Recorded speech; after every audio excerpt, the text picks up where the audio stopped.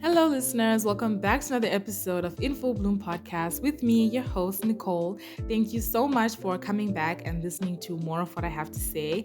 I am back again on my bed with my mic, talking about one of my favorite topics, friendships, particularly friendship breakups. I'm sure at least every person has been unfortunate enough to lose a friend or break up with a friend in some way.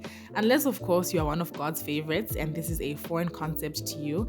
Experiencing a friendship breakup in our 20s can be especially devastating. Friendship breakups are often underrated when in reality they can be as painful and sometimes even more so than heartbreak in romantic relationships. In this episode, we are going to explore the complex emotions and messy realities of friendship breakups in our 20s. We'll talk about the signs that it's time to reevaluate a friendship and why these breakups hurt as much as they do. And without further ado, let's get right into today's episode. So, essentially, a friendship breakup refers to the ending or the significant decline of a close friendship. So, this can happen more abruptly with a confrontation or a conversation of some kind, signaling that the friendship has indeed come to an end. And then there is the significant decline in closeness, where this person just does not hold a significant role in your life anymore. It's kind of like a slow fade. And in my opinion, honestly, I feel like the second one can hurt a lot more because there's usually not a significant reason or an outright confrontation that has taken place, but really you just wake up one day and you just kind of realize that this person is not as close to you anymore and they're just not part of your life the way they used to be. But to be honest, no matter how a friendship comes to an end, it's just going to hurt. The grieving process and the heartbreak and the loss that comes with losing a friend is unavoidable. And I recently went through a friendship breakup, which is what has prompted today's episode and what led me to going into research as to why it hurt the way that it did, going into the pain and the loss and the heartbreak I was feeling and trying to kind of attach a reason to it. And through my research, I did come up with a few answers, but I would, love to hear from you as well. But the main question I had was, why did it hurt so much? And so with romantic relationships, I mean, going into the relationship, no one should go into a relationship thinking it's going to end, of course. But there is always kind of that expectation. There's always that possibility that, okay, you might not be with this person forever. And so when the relationship ends, there's a bit less of shock, because there was always that possibility. But with friends, we make friends to last a lifetime, hopefully. And so the ending of a friendship, whether it's abrupt or whether it's a slow fade, is always unexpected. And so, because when we make friends, we want them to last forever. We want to, because I mean, the process of making friends is not easy, So, hopefully, you don't have to go through that process so many times. And so, you want to make friendships that last. And so, you share so many intimate details with your friends about yourself. You share happy moments, you celebrate victories with these people, and they even hold us and tell us that we deserve better when some silly boy breaks our hearts. And you share parts of yourself that you probably don't even share with other people, with romantic partners, or even with, your parents. So they just hold a very central part in your life at times. And so now when the friendship has come to an end, it's like, so I'm supposed to live without this person. I'm supposed to go on without this person. It can feel impossible and it can feel like, a tall order and a lot of is being asked of you. And losing a friend can even at times feel like you're losing a part of yourself. This refers to very close friendships. Like I know some friendships that they've been friends for 20 years and now they just don't speak anymore. And I'm like, what do you mean we're not speaking anymore? If I had a friend for 20 years, I just would not imagine not being friends with them. We would just have to figure it out. Whatever is the problem, whatever is the issue, we would just have to talk it out because a friendship like that cannot be rebuilt. But of course, friendships do come to an end, even ones that last that long. And so they can have such a profound effect on our mental health, on our sense of self, and even on our ability to make friends in the future. The shared history and the emotional investment that takes place in friendships just makes the sting that much worse when the friendship ends because friends hold such an important part of our social support network that there is just this empty space that can seem to exist when that person is no longer there. Like what am I supposed to do with all this information I used to tell them? Who am I now supposed to tell? Or these experiences we would have together, particularly, am I now supposed to go alone? Am I now supposed to invite a different friend? It can just feel like a lot of readjustment is taking place when this person has left your life. And even in terms of making future friends, like, there's this girl I used to call my best friend when I was 15, and that girl did me so dirty. The friendship just ended really badly. And because of that, I've just never really been able to call someone else my best friend to this day. I have just boycotted the word since then. I mean, hopefully that changes in the future, but at the current stage, that's how it's looking. And that's just an example of how a friendship ending badly or a friendship breakup in general happening earlier on in life can affect you in ways that you can't even notice in your future relationships, in your future friendships. And so it's important to grieve appropriately. It's important to really go through that heartbreak phase, the sadness phase, and then hopefully onto the healing and acceptance phase. Because sometimes if you skip some of these steps, you can carry trauma and you can repeat patterns in your previous friendships onto your future friendships. And on this podcast, we are all about growing, we're all about self improvement. And so, in the process of going through that heartbreak, it's always important to take away the lessons you are meant to learn and to hopefully improve in your future friendships. I also do think that these breakups particularly hurt in our 20s the way that they do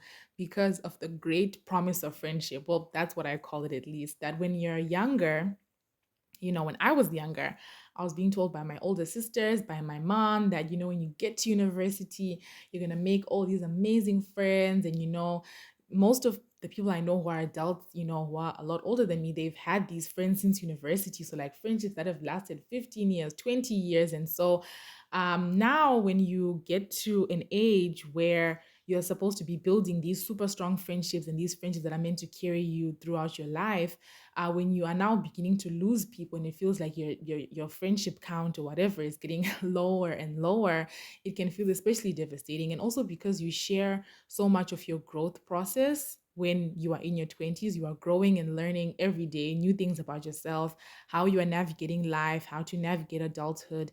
And oftentimes you're doing this with your friends and sharing these experiences with your friends. And so that emptiness and that heartbreak can be a lot more when you're in your 20s, when this person leaves your life. And so if you are feeling especially devastated, especially sad because you have lost a friend in your 20s, I completely relate. And so now we are going to talk about why these friendships come to an end.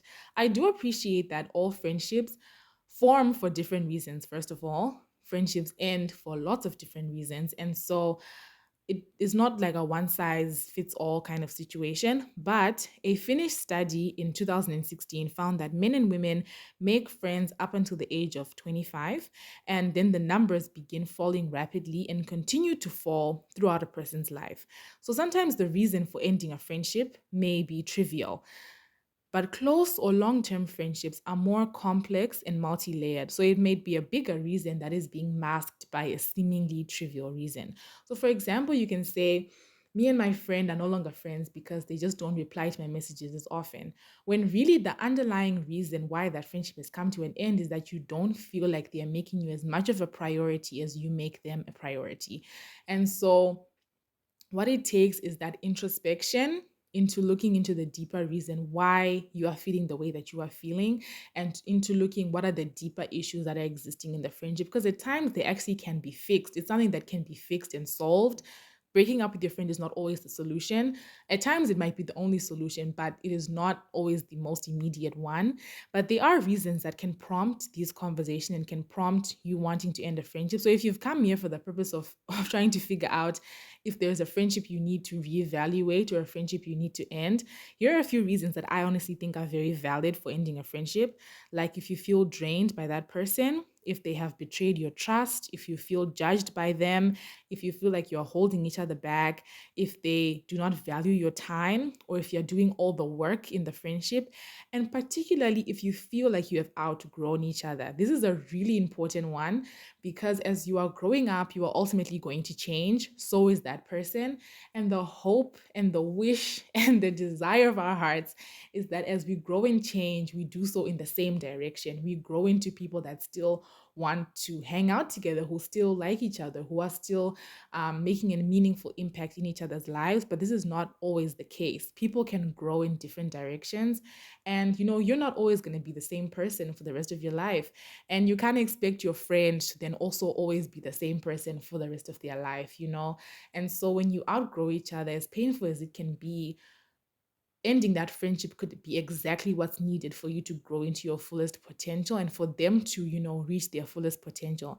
And so outgrowing each other is a valid reason for the ending of a friendship. But when you have decided that the friendship does need to end, I do not support ghosting.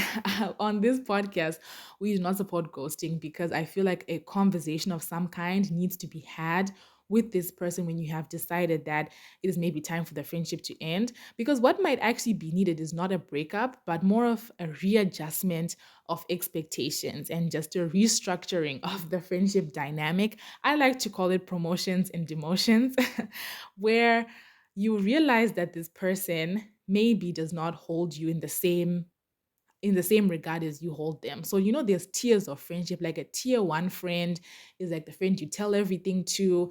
They're your first port of call when you have a problem or you want to talk something out, or even when you are celebrating. They're your day one, your ride or die.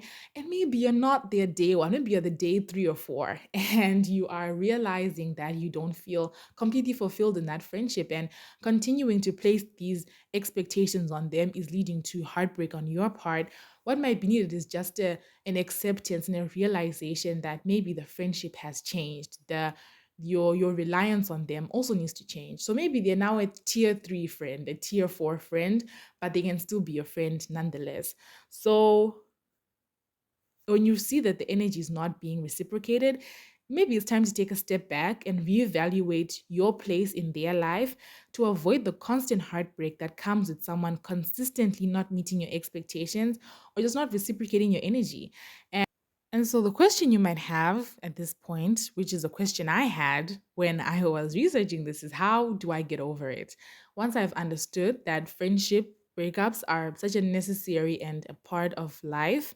The Finnish study that I mentioned earlier about you losing friends after the age of 25 shows that you are not immune to the process of losing friends. It's an important aspect of your growth and your development as a person. It might hurt, yes. It might suck, yes. You might ask yourself, did I really need to lose this friendship? And the answer might be yes, because it is such an important part of our development as human beings. And so once you are here and you've accepted that, okay, fine, I've lost this friendship, the question is, how do I get over it? How do I stop feeling sad about it? How do I move on from the heartbreak? And when this friend and I, that prompted this entire episode, and I had our falling out, I was literally like in my bed, scrolling through TikTok, like in tears, searching like 5 ways to get over a friendship breakup, 5 ways to move on from them and be a better person. And I watched so many of those videos, and some of them helped, I'll be honest, some of them did. And some of them just made me feel sadder. So if you're going to go do that after this episode, I would just exercise caution. But what I realized when I watched these videos is that I think the process of grieving the loss of a friend is a process that's just going to take time. Unfortunately or fortunately, all friendships are different and they end for different reasons. And so I don't think that there's a 5-step, one size fits all kind of solution to how to get over it. It is a process that is going to take more than 5 steps.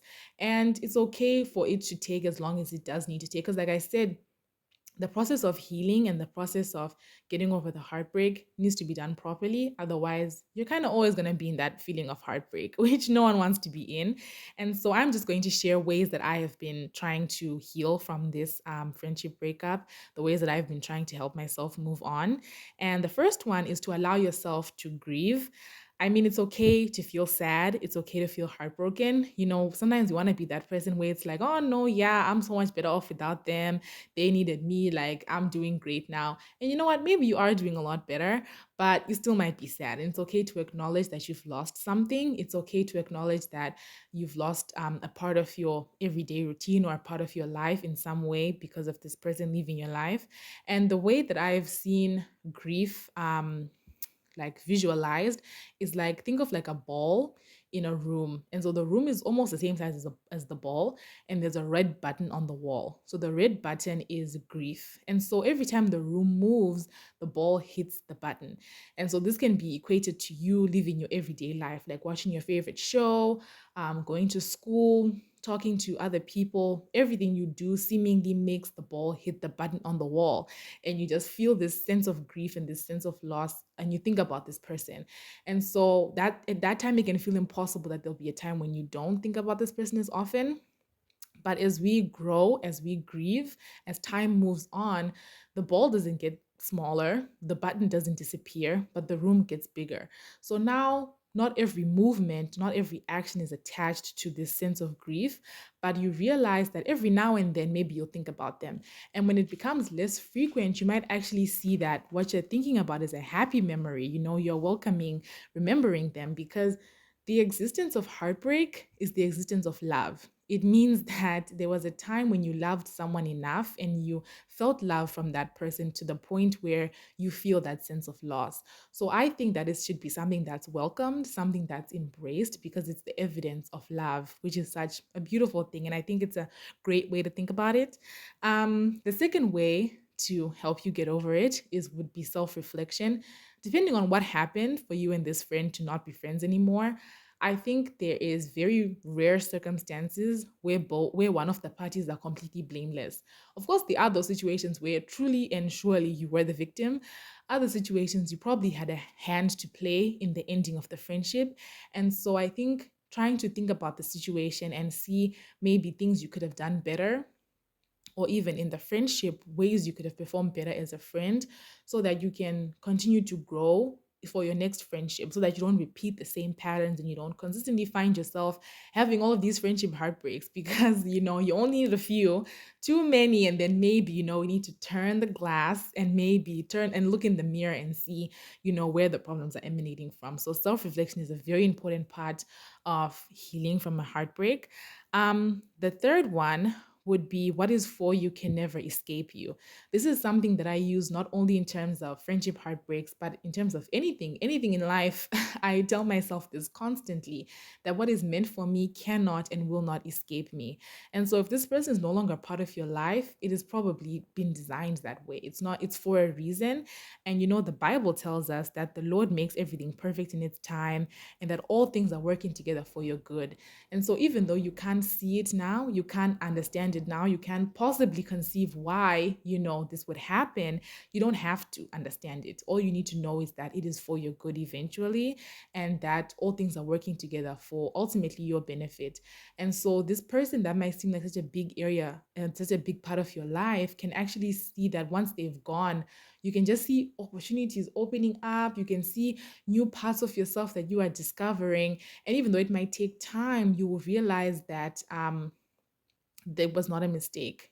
God does not make mistakes. And so a person leaving your life, as painful as it can be, is not a mistake. And so even if you can't see it now, I know you're probably thinking, oh my gosh, but even though you can't see it now, I do promise that even if that person, is meant to be in your life for sure, they will come back. There is such a thing as wrong person, wrong time. Maybe after some growth and some development, after some years, you might realize that you're ready to be friends with them again. But we can't ever know this. And so the best thing to do is just to try and move on. The last thing that I would say is not necessarily a tip on, on moving on, but it's more of a realization that came with me healing from this friendship breakup, where I realized how much love I actually still had in my life. When a person leaves your life for whatever reason they do, it can seem like there's something wrong with you. Like you just think of all the things you did wrong and how all the ways that it's your fault. And you can start thinking that maybe you're not deserving of friendship, you're not deserving of love, from people. And the thing that happened with me is that I realized how many friends I actually did have, how many people love me, how many people want to be around me, how many people want to be friends with me and spend time with me. It was such a comforting thought to know that the loss of one person does not mean that, you are not worthy of having people in your life. A person's inability to see your worth and to see your value does not negate its existence. What one person can't see, another person will celebrate. Some friends in your life have been maybe waiting for an opportunity to even become closer to you, and maybe they didn't have that chance because you were expending so much energy into this one person who maybe at a time didn't deserve it. And so it can be such a wonderful opportunity to just realign yourself and see so much love that surrounds you still, even though this person has left your life. And that is what I realized. So, to all of my friends who are still my friends, I really just want to let them know how much I love them. Truly, truly, truly, I love all my friends so much. And so we have come to the end of this episode. That is it, y'all. Thank you so much for listening. Thank you so much for taking in what you have taken in. And if you are currently going through a friendship heartbreak at the time of this podcast release, I would like to let you know that you're not alone, that you're going to get over it, and that this might not even be the last heartbreak you'll experience. And so let's really work on trying to heal and move on in the correct way. But that friends will come and go, but you ultimately remain with yourself, and that how you treat yourself is ultimately the most important thing, and how you speak to yourself. And so, yeah, thank you so much for listening and for staying this long. I hope enough of what I said made sense for you to come back and listen to another episode. With that said, stay growing, stay glowing, and as always, stay blessed. I will catch you in the next episode.